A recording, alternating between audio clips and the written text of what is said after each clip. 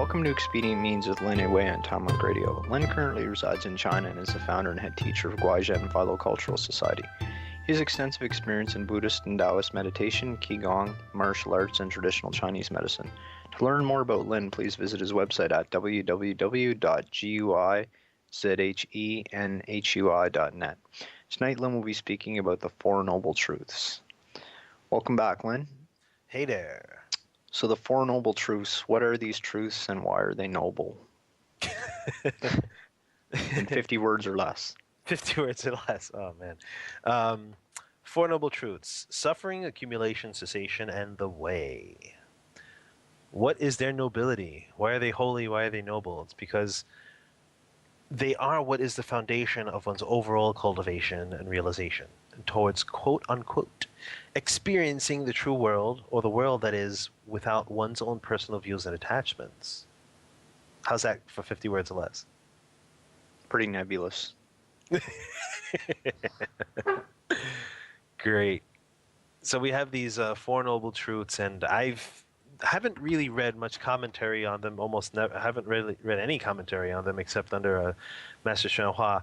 I'm not going to recite his commentary, but basically, a lot of people, they'll see Buddhism and they'll go, "What the hell? Everything is suffering? What the hell are you talking about? I enjoy myself. I like taking a nice cool shower. I like drinking my soda. I like, smoking my marijuana, whatever." But that's not it. They're going, "How is everything suffering?" When I seen this, I thought of the painting of the three sages, Confucius, Lao Tzu, and Shakyamuni Buddha. So the vinegar tasters? The vinegar tasting thingy, Yeah. And it automatically popped in my head, and you have the Buddha had a face that wasn't too pleasant, right? Or something like that. You more familiar with it? Yeah, I'm trying to remember how it went, but yeah, the Buddha kind of scowled at the taste of it. And I think Confucius liked the taste of it or something like that. And Lao Tzu just kind of was indifferent. Well, yeah, pretty much. But I think the painter of that, I don't know the source of who painted it and what his state of mind was. But when I seen suffering, the word suffering, that automatically popped in my head, because I know a lot of people view suffering in a very negative way. Oh, the Buddha said suffering. Well, what the hell, man? Come on. Anything good for you? And then that popped up, and a lot of people bring this as an argument. Well, Lao Tzu was like, "Oh, whatever," and Confucius was like, "Oh, okay," and the Buddha was like, "Oh, this is terrible," And they bring up that painting. I go, "But that's false. That's false." I mean, they're really the painting. I don't know the state of what the man was like who painted it, but I'll give you a commentary on the painting quickly. In the realm of suffering, they're showing the relative nature of how people react to things that are unpleasant. Well, that's not the end-all be-all. I think that the book or that painting became popularized in the West with a book called The Tao of Pooh, which obviously came from a Taoist perspective and probably a rather simplified one for the Western mind. Pooh. Followed by the Tay of Piglet. There you go. So anyway, the idea of those expressions on the faces of these sages depicting the overall way things are and how the superiority of Taoist indifference is that itself superior is false. You don't want to be indifferent because that's also a state of relativity. You don't want to sit there going, "Oh, this tastes wonderful," because that's also a state of relativity. And sitting there going, "Oh, this is terrible," is also a state of relativity. That picture is just telling you this is the overall way people view things that are unpleasant. That's all it's saying. It's really being a mirror to reflect back on the discriminating mind. It's not sitting there going, Taoism is better because it doesn't get moved. But being indifferent is being moved. Being happy is being moved, and being disgusted is being moved. So that's not giving you the end-all be-all of how Taoism is.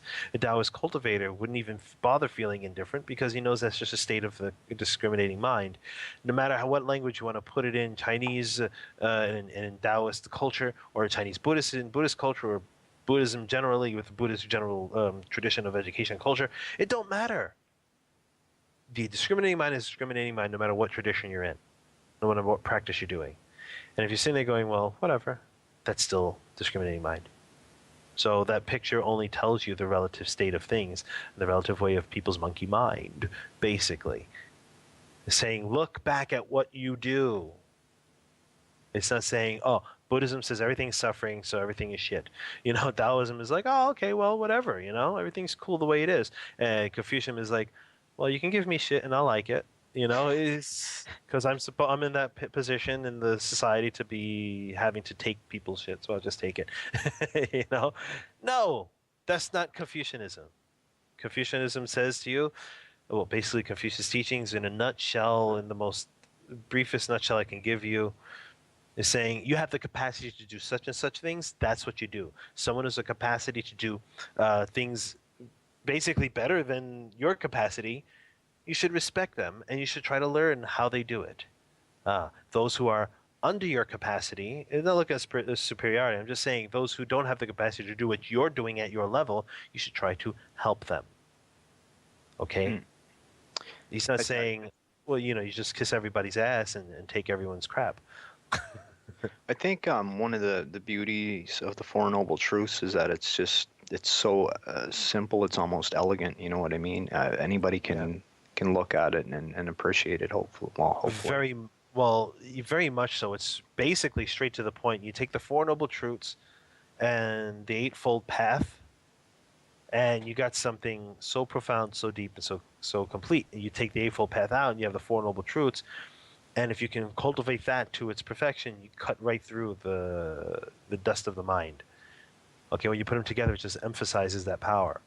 But let's look a little bit into what the Four Noble Truths, are. And it's going to be very different from what some people think it is. And if they found other commentaries on it, it may be similar. I don't know. Or it may be very different to those things too. So, let's look at suffering. We say in suffering, usually it says birth is suffering, decay is suffering. What's decay? Is dying. Illness is suffering, and death itself is suffering. Presence of objects we hate is suffering. Separation from objects we love is suffering. Briefly, the fivefold clinging to existence is suffering. I'm not going to get into fivefold clinging to existence because that's just a little bit more in depth. This excerpt that I just told to you, it actually comes from the Buddhism A to Z. It's a dictionary on almost every single Buddhist terminology you can find out there.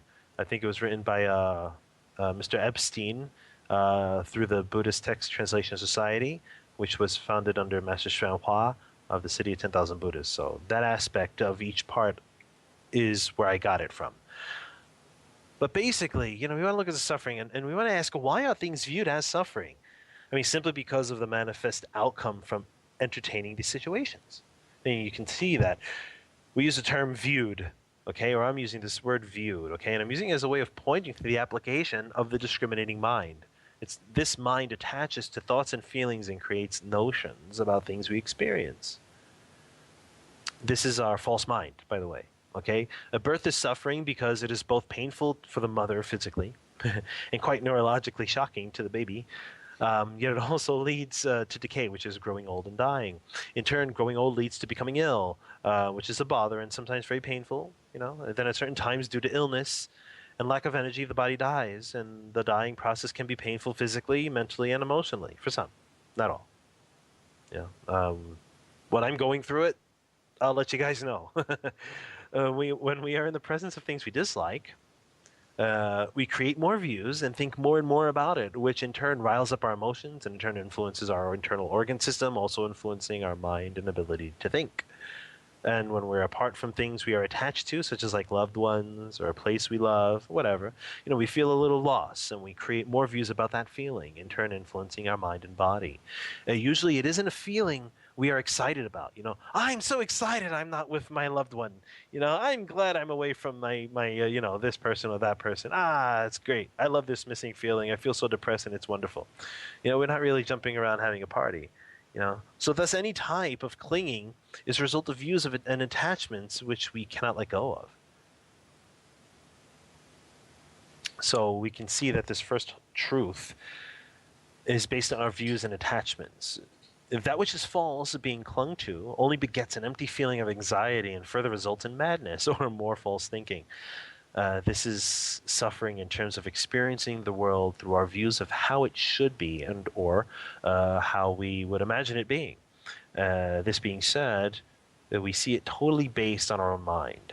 And the use of the word suffering is to point towards the experience of that which is viewed as unpleasant.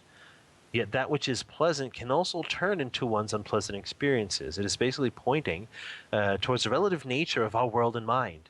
Oh, the big yin and yang. But using different ways of explaining that when we cling to the changing of yin and yang, we will experience the chaotic expression of that thing, of yin and yang.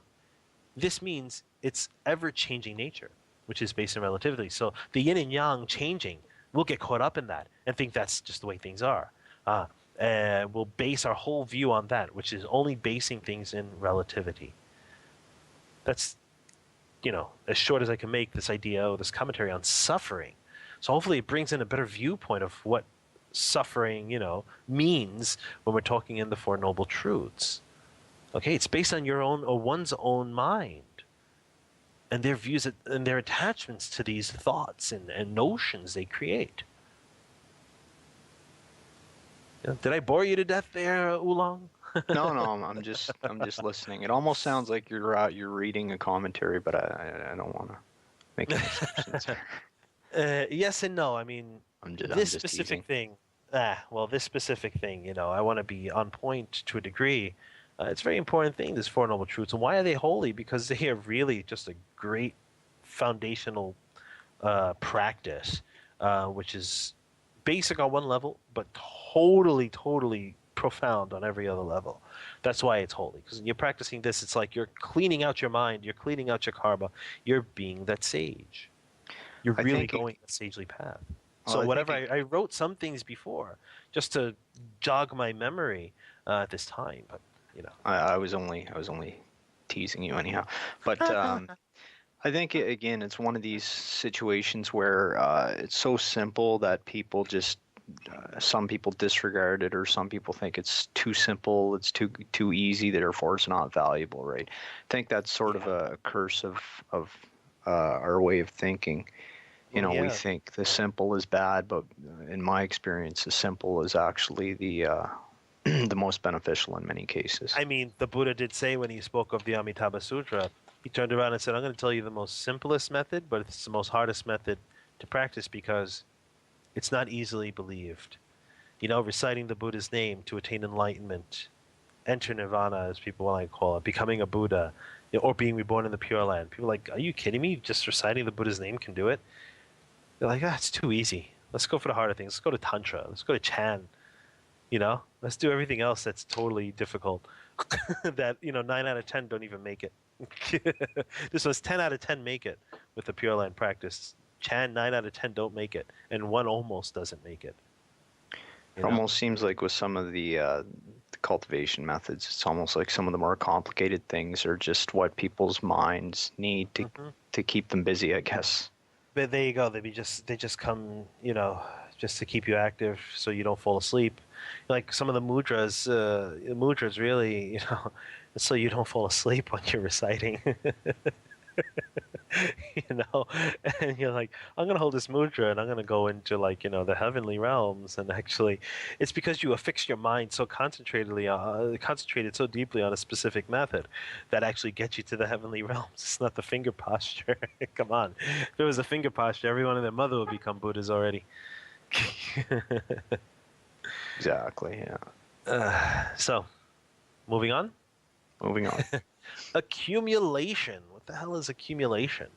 Well, thirst that leads to rebirth, accompanied by pleasure and lust, finding its delight here and there. This thirst is threefold, namely thirst for pleasure, thirst for existence, thirst for prosperity. Ooh, accumulation is like, let me keep buying things, stuffing them in my house, and not letting me have a little walkway to get to the door.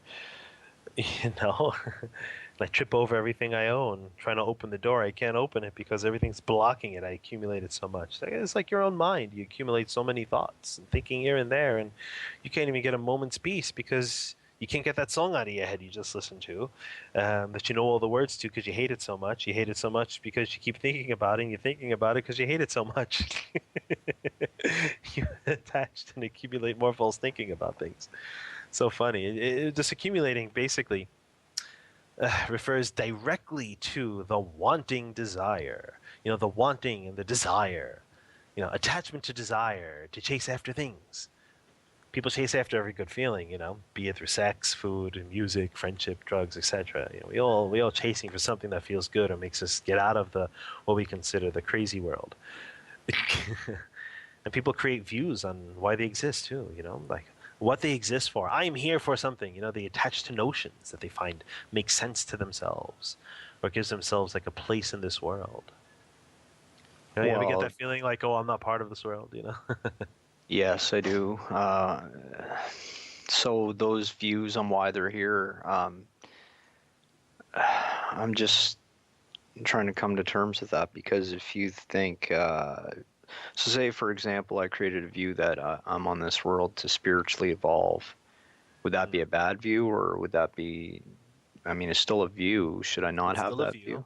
How you utilize this view can be your expedient means to awaken, or it can be your expedient means to dumb yourself down, or block yourself, or obstruct yourself. See, most people think that in Buddhism you have to cut out desire totally, cut out all types of desire, all types of ambition whatsoever. And that's not the truth. It's just how you utilize your desire to attain your goal. If you're a cultivator, your goal is to open your wisdom. Every other tidbit of happiness, like spiritual abilities and all that, that just inevitably comes, and it will come over time. Don't go chasing for it because then your method of practice is just taking you on the wayward path. It's not really getting you where you got to go. As a cultivator, not that you should, but cultivating the way is to attain your wisdom. If people think wisdom is only, oh, Buddhism just helps you go attain wisdom, Taoism, you know, I want to become an immortal. So you're living for a very long time as a stupid person. I mean, I wouldn't want to live 10,000 years as a dumbass. Sorry to put it that way, but an immortal we see that has 10,000 years lifespan. Okay, so you're still in the cycle of birth and death. You're just living a very long damn time with your state of vibration, cultivated state of vibration. Okay, why would you want to live that long thinking you have a clue, but actually not having a clue and not even realizing you don't have a clue? Why? I wouldn't. I'd rather get wisdom. If I'm not immortal, who gives a damn? I'd rather open my wisdom so I'll understand how to apply the methods to jump off the cycle of birth and death, which makes you immortal. It means you're not dying. In truth, there is no death, there is no life. That's the problem. We have views of that there is a life and that there is a death. In truth, there is no such thing. You just see the way things, people just see the way things transform or the way things manifest. They get caught in those viewpoints, or they get caught in what arises and what does not arise, what arises and falls. They get caught in that and think that's life and that's death. When it falls, they call it death. When it arises, they call it life. That's still revolving on a cycle of relativity. Out of relativity, 100% out of relativity, none of this is true. There is no life and no death. No. There's no life, there's no death. We experience transition, but we think that because we stop on one aspect that we're dying, and we continue another aspect, so we're continuing to live. But if we're continuing to live, there's no death at all. You're just calling the transition of one specific formation to another specific formation death. In truth, you're not dead. It just doesn't exist. Your body, I would guess your body dies. Are you your house? No. Right. So when your house falls down, you don't fall down. When you have termites in your walls eating the wood foundation, you don't have termites in your bones eating your bones, do you? No. Your house is not you. Thus, your body is not you. You're messing with my mind, Lynn. Oh, totally. It's like, see, even in Buddhist practice and in ascetic practices, we have a mannerism. We hold to a view, too. That the body is just a stinking bag of bones, you know? It's a stinking bag of bones. You want to keep that view because you don't want to take the light. You don't want to take the light because you're still not purified in your mind, so you don't, you know, you're worried you're going to go and attach to things like sensations of the senses, you know, experiences of the senses. That's why we hold to views of like the body is bad. But we know that the body is not bad in truth. We're just holding the view so we don't get caught in the net of our senses and get tied up with our senses. That's all. So that's the function of that viewpoint. So you see, we do hold to views and desire, but we utilize them in a very different way. It's like one person, driving his car, sports car, ultra fast through the city because it's a sports car and he wants to drive fast. The other guy decides he's not going to drive fast with his sports car, even though it's a sports car. He just doesn't want to get speeding tickets. Okay? But he still has a sports car and he still enjoys driving it. But he doesn't get taken by the fact that this sports car is supposed to be driven fast. Who said it's supposed to be driven fast? It's just a car with the capabilities of being driven extremely fast. Okay, same thing with our bodies. It has the capabilities of doing many things, but if you get attached to the way these things are utilized with the body, you will not see the bigger picture. You get tied up. Let's look into this with ambition and stuff like that, holding onto views. In general, like, most people, they seek to be successful, right? This is a big thing. Oh, what about me wanting to be successful with my job? Or I shouldn't be successful now. It's not that at all, It's not wrong per se. It's just how they are seeking is important to understand. Most people climb on conditions. It just means using other people as a way to get to the top. They cheat, they hurt others on their way to the so-called top of their game. And they want to just get that feeling of security.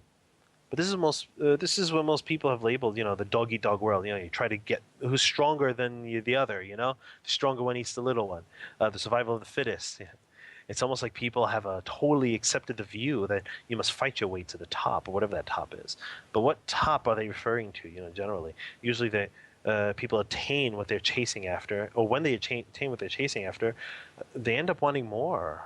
When they have enough, they want more. And this in turn it changes or turns their heart into a greedy, sneaky one, instead of an honest, content one. They keep looking for more. So once they, I guess, you're just feeding that greed, and you're making it again. The more you get, the more you want. It just becomes an endless cycle. Pretty much. I mean, I'll give myself for an example. Right now, in my current situation, I have a pretty good job for where I'm at.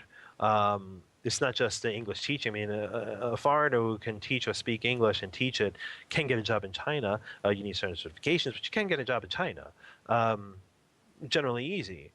But I didn't get my job through the usual application process or going through a middleman company, or a recruitment company, or going in for an interview. I came here and I did a lecture on Taiji Chuan, and then they suggested I come to their school to teach English and Tai Chi, and emphasize, the use of Chinese culture in modern society, especially modern Chinese society. That's why I got hired, and that's what I do. Generally, I mean, I've been doing this as a child, but that's what I do. This is how I live my life. So I got a job doing what I do in my daily living, personally. Then I also have other job opportunities to get out there. Colleges want to hire me to teach and lecture in their university, but I don't have the time to do that because I'm working in my school I'm working in. So even though those schools hire me and they want to offer me the same or even more pay with a more, what do you call it? Just more added things. Give me more to coax me into coming. I really don't have that feeling to say, yeah, okay, great. You give me more money or the same amount of money. You're going to give me a house. You're going to give me plane tickets whenever I want to go back to New York. You give me all these wonderful things. I just don't have that feeling to accept it because I'm not used to that jump on the next best thing. I look for what's proper for my own specific goal or my specific path I laid out before myself when I was 11 years old. So the place I got now is ideal for the level I'm at now, for the way things are. All other opportunities let me know what I have in store if I choose to.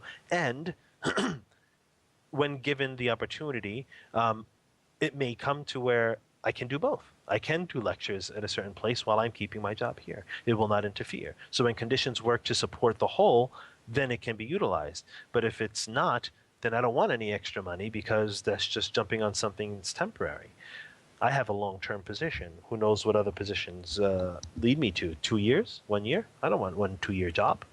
I like what I do, and I do it properly and with the conditions I'm given. That's what I got. So that's a little bit into what I work with. So in accumulation for me, I don't grab and grab and grab, but I utilize the conditions around me for the benefit of the people I'm working with. That way, well, I never had that feeling to jump to this one and that one, but that way I don't have I don't plant the seeds of running to every time I see something that has just an extra dollar added to the paycheck. Okay. I think sometimes people tend to try and rationalize their behavior too. So, for instance, in terms of greed, um, you could rationalize that by saying, well, if I get $1 million, I could help these people, and then you get the $1 million, and you think, well, if I had 10 million, then I could really help them, right? I think There you there's a go. lot of that goes on.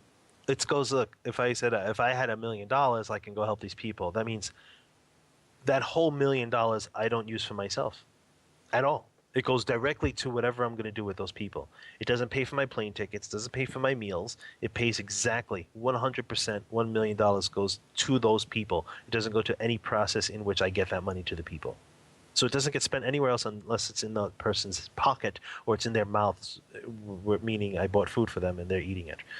Well, Okay. even if people start out with that view, by the time they get the $1 million, very few of Yeah. them would be able to do that. Right. They go, oh, if I invested, then I can get half more or twice as more.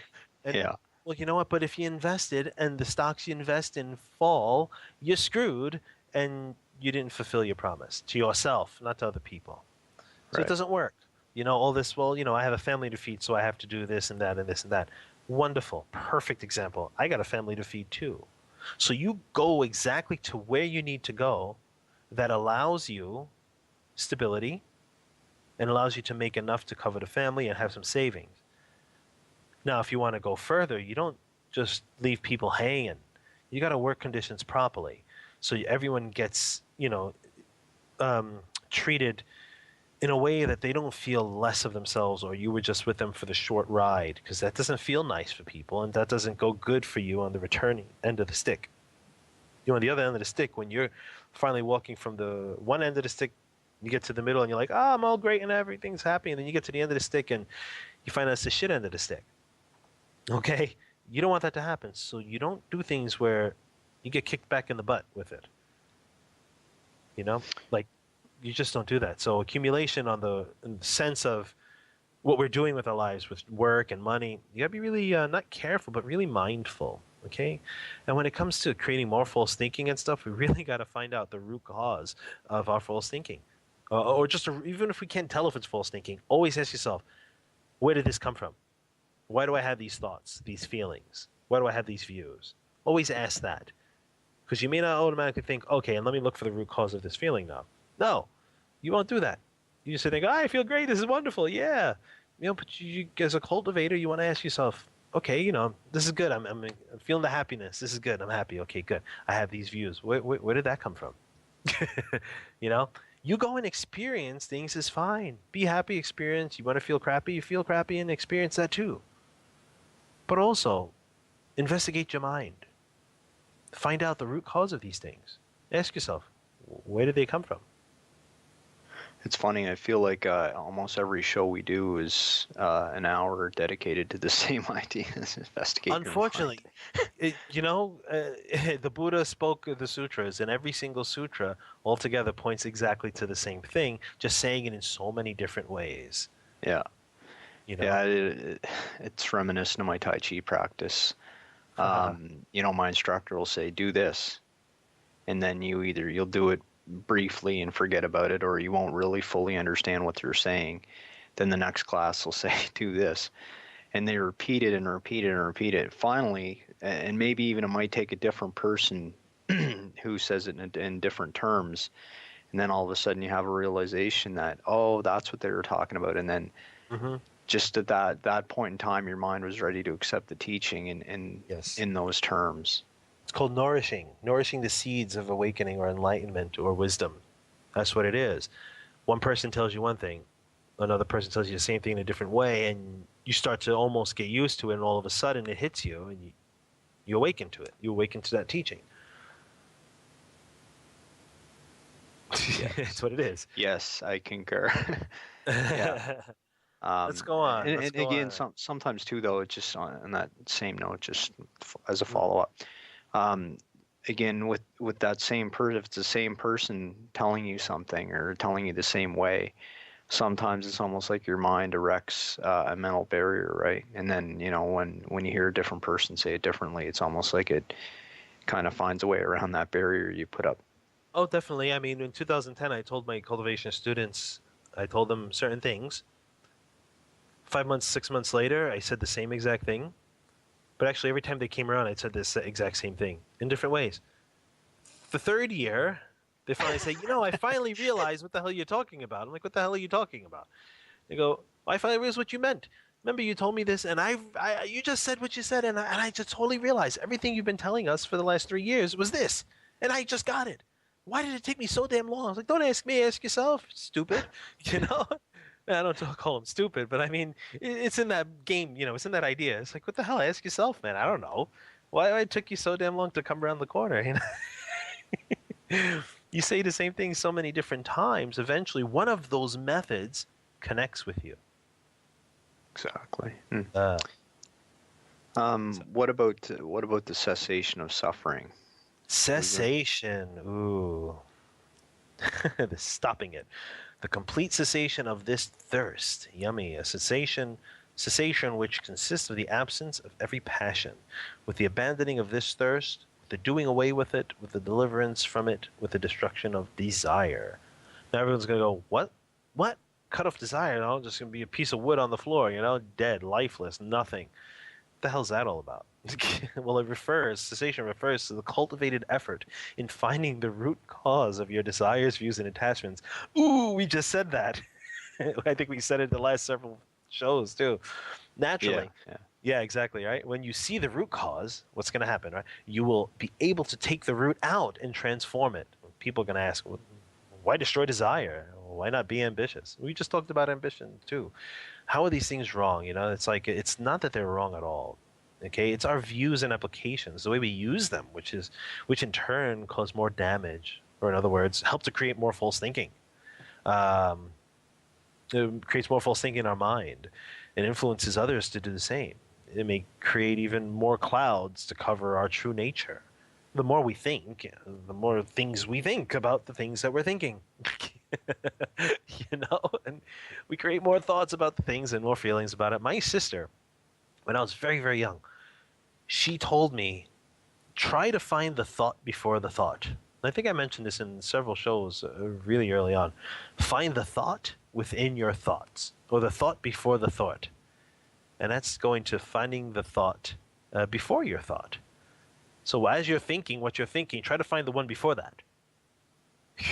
You're really going into nothing. You're going to find no origin. Maybe, I don't know. You got to investigate that. This is cessation. It cuts off thinking. And it cuts off desire. But don't think this cutting off desire is a bad thing at all, man. I mean, by all means, use desire for the good of all living beings. Be ambitious towards that which helps people, helps living beings, and use it for. But using it for your own greedy ideas, that's not beneficial. Truly beneficial for your pocket, beneficial for you. Maybe your ego, maybe your greedy feeling temporarily. Cessation means that we find the root cause, transform it, whereas we are not moved by desire. We are not moved by greed because we no longer have such thoughts or roots in our mind ground. Oops, I said the mind ground. I guess we're going to have to make a show about that one. The ETH ground. So basically, it's not that you shut off desire 100%. It's that you understand the root cause of desire and you transform it. You have to have a desire to cultivate. I want to become a Buddha, or I want to be a wise sage, a wise immortal. You cultivate for that. That's your desire, man. But you don't get taken by it because towards the end of your road of your cultivation practice, when you're getting almost to the fruition, you got to cut out the dharma. You got to drop the teaching. You can't be bounded by your method, or you will not make it. So we can transform desire into vigor, virtue and virtue also. You transform it into virtue. and you strengthen your resolve to attain the highest goal for all living beings, whether they like it or not. The highest goal is that you awaken your wisdom. You know, if you awaken your wisdom, you won't be doing things that hinder you from cultivating the methods that help you jump off the cycle of birth and death, or in other words, immortality. Right? That highest goal is nothing more mundane and profound than seeing the world for what it truly is. There's your wisdom. Without one's personal views and without one tied up and confused by what their senses perceive, you know? So if you're running around going, my eye saw this, my ears heard that, or I felt this tingle and I had this bliss state experience, you're still jumping around your senses, you're still being tied up. You still haven't seen the world for what it is. As mundane as it is, as profound you think your method is, the truth is, the world before our eyes is right in the middle, right smack in the middle of everything we do. It is just what we're doing. Everything can be the expedient means to awaken, or it can be the expedient means to fall, or basically meaning the expedient means to do stupid things or do negative things to become demonic or become evil or become aggressive or hated by people or become a murderer or whatever. So the method you use to help can be the method also that takes you down. Okay, so understand that everything we're doing in our world, everything we do, everything we live by, is the expedient means, is exactly that. You're drinking your tea, you're taking a shower, making your coffee, smoking your cigarette. You can utilize that to find the root cause of why such things are in your life. And when you realize that root cause, you will indefinitely cut it out. Because you sit there and go, that's so retarded. You go, well, I don't agree to that. Okay, one will definitely cut it out. Once you find the root cause, you sit there and go, oh my God, face palm yourself and go, oh, and then, and then change. It will happen. It's that way, which goes to our next part, the way, or the Tao, as Taoists like to say, and we'll call it the path, the cultivation way. You know, in China, the cultivation school or cultivation hall is called Dao Chang. Okay, it's Tao is way, Chang is like a hall or a big place, right? So it's a place where you cultivate the way, whether it's in Buddhism or Taoism, it don't matter. Whatever ism it is, it's a place you cultivate that turns you or gives you the methods of attaining some wisdom, becoming sagely. That's the way. So in terms of the, I guess it's called the path to end suffering, or the final noble truth, I've heard it described of neither going to one extreme nor the other. So you don't want to be too ascetic or you don't want to be too indulgent. Why would you not want to be? I hate to say this again because I know I catch myself and it's a view, but I would think the ascetic path would be better than the indulgent path. But why would you not want to do that? Because you can indulge yourself in the aesthetic practices, and you could be indulgent. You could be you could be aesthetic in your indulging practices. All right. For example, you can really, you can say take an aesthetic practice and really go so far into it where you look. You don't look at the practice you're doing. You actually just go into the mannerism of what you're doing so much and end up hurting yourself. There's we'll call it the middle ground of everything we do.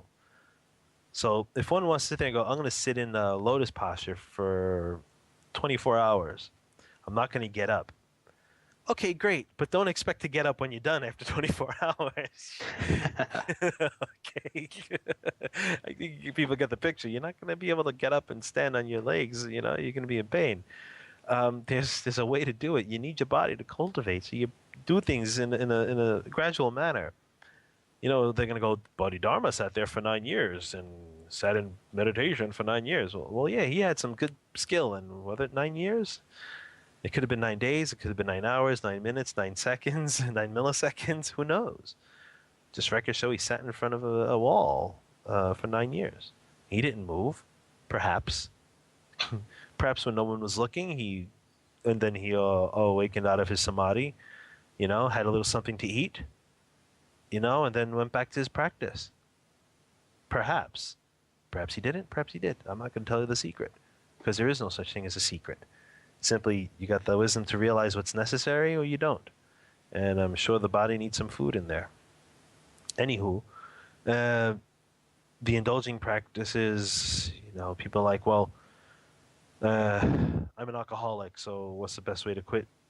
Drink as much as you can, puke your brains out, and you sit there go so disgusted over the alcohol.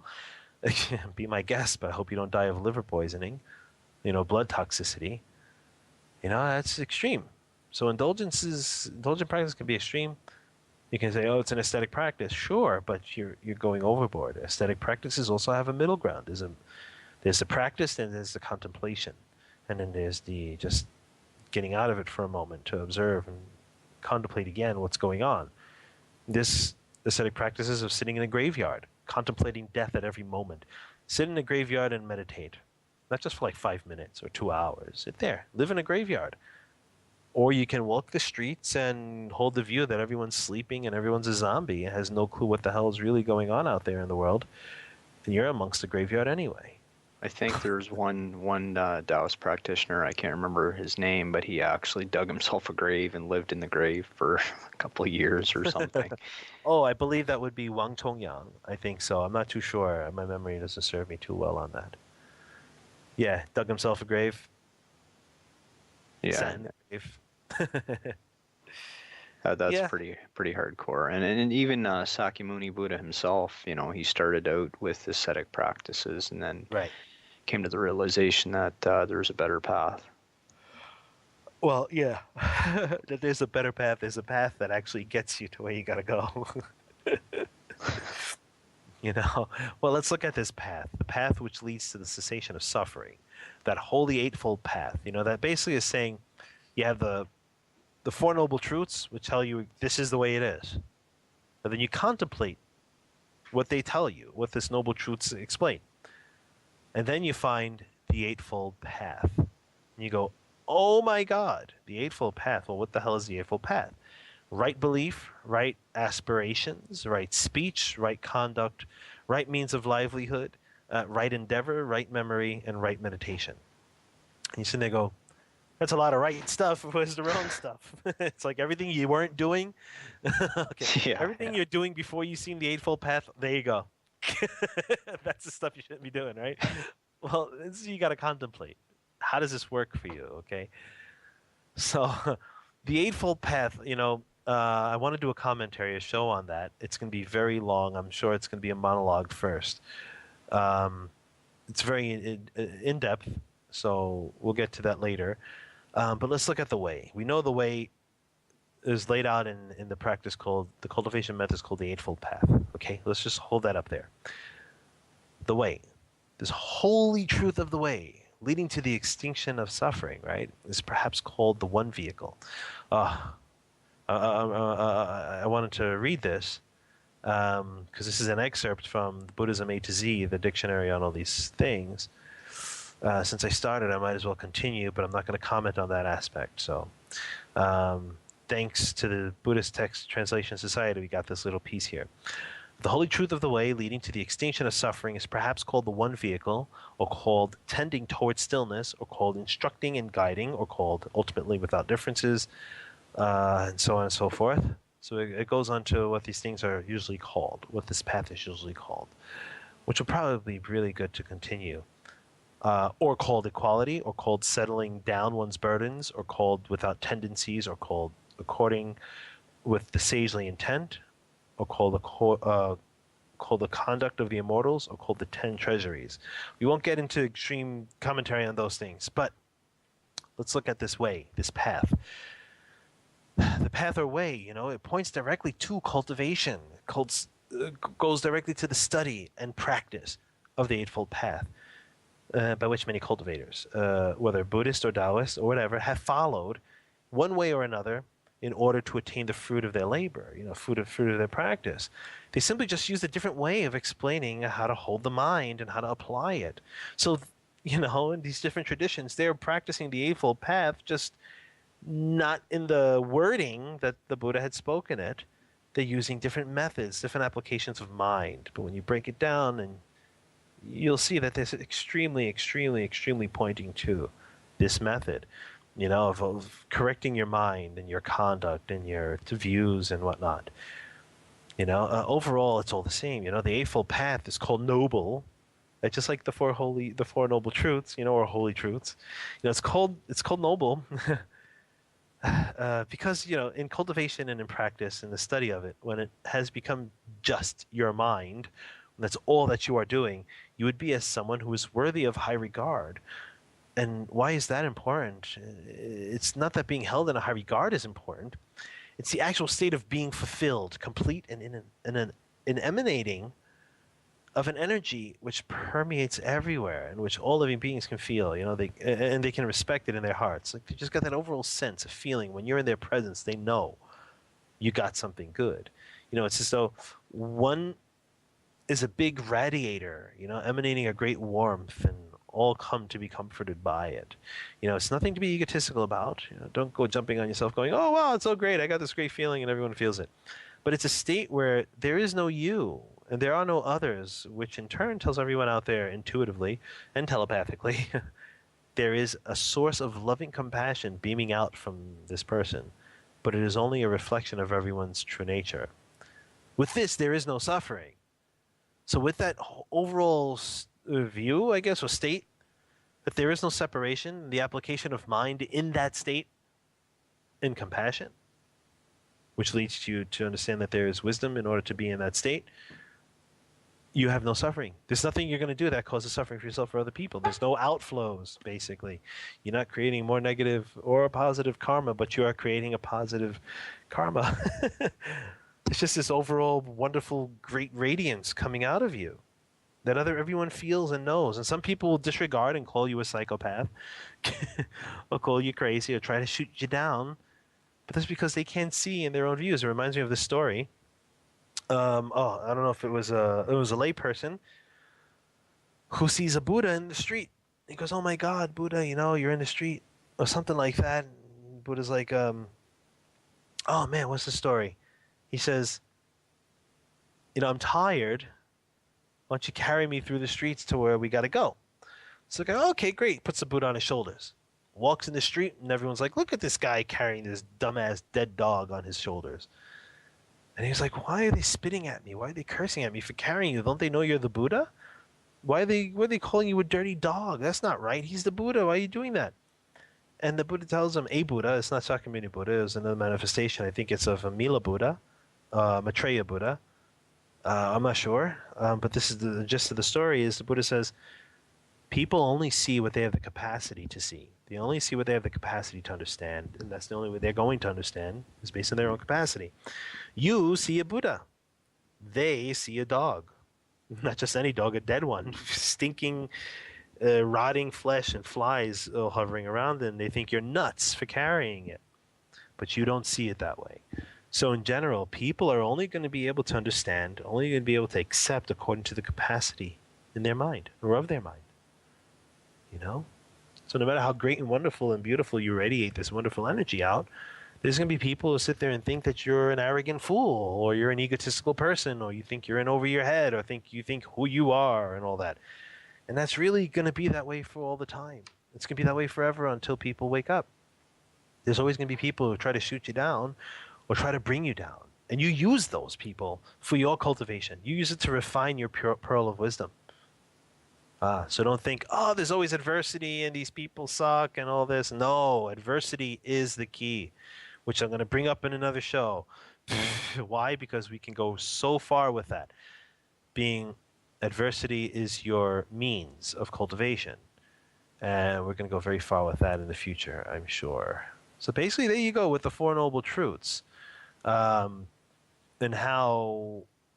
what they are and how they're utilized, Yeah, pretty straightforward, and we can overcomplicate them, but I think again the beauty of it is that they're so simple that they're almost elegant. Yeah, they're so simple. People are like, "Oh yeah, I know the Four Noble Truths. I study them. Those are basic Buddhist stuff. Let's get to the real deal. Let me get into that sitting in meditation and go into my states and my four jhanas. I really want to go into these deep states and chant." They can't get there because they haven't fixed their views yet. That's why 9 out of 10 people at Chan practice don't make it. Okay, they don't cut through their false thinking. They don't cut through the mind. They don't cut all the heads off, and that one person can almost fail. So it's 9 out of 10 make it in Chan. Okay, when you go into the other sorry, you go into the other practices like the mystery school or tantra or whatever the hell it is. Excuse my language. I'm speaking just a very plain on the level of everybody, you know. When you go into these other practices, don't think just because they're a practice that's said to have great end results and great, wonderful, you know, straight up paths to attaining the Buddha nature or realizing the Buddha nature. Just because it says those things can do it doesn't mean that those practicing will do it. You know, it doesn't mean that at all. It just means that's a method. And if you don't have the capacity to cultivate those methods, you shouldn't be doing it. Just because you like it and you feel a little, oh, I think I'm going to like this. I think I'm going to try it out. Just because you feel like the little curiosity doesn't mean you're going to be able to get it. Doesn't mean that that's the path for you. It just means you're a little interested in it. It doesn't mean anything else. You may have we say in Buddhist, in Chinese, yuan, you have the original cause, but you don't have the part of that cause that makes it real, that makes it truthful, has the fruit to grasp everything. You can meet someone, have that affinities to meet them and be friendly with them and maybe exchange phone numbers, but you won't have that one portion of the capacity that actually has you communicate with them and become good friends with them and become lifetime friends with them. So we say yuan fen. You have the yuan, but you don't have the fen. So you may have the yuan to conditions to like something, like a method, be interested in tantra, and say, oh, you know, you can get this in the bodhisattva's practices, and this is good, and I can really get through this practice, and whatever. But you don't have the actual seeds in cultivation, or you don't have the actual portion of those conditions to let you cultivate it and cultivate to fruition, cultivate to the end result. All right, so I guess maybe we should wrap it up. We're kind of hitting the time limit here. Uh-oh. Don't want to give them the ultimate keys to the truth, right? We'll save that for another show. Oh yeah. So again, thanks for joining us, Len. And thank you, guys. I'm going to give a new quote here, and I'll see if you know who said it. Oh, man. Okay, you ready? Uh-huh. And this is kind of along the path of the Four Noble Truths here. Money doesn't make you happy. I now have 50 million, but I was just as happy when I had 48 million. Do you know who said that? Nope. Can you take a guess? George Carlin. Arnold Schwarzenegger. No way. So there you go, folks. Money doesn't make you happy. You can be just as happy with 48 million as you are with 50. So on that note, I'm telling you the truth. All right. Thanks again, Len. Take care. Thank you, guys.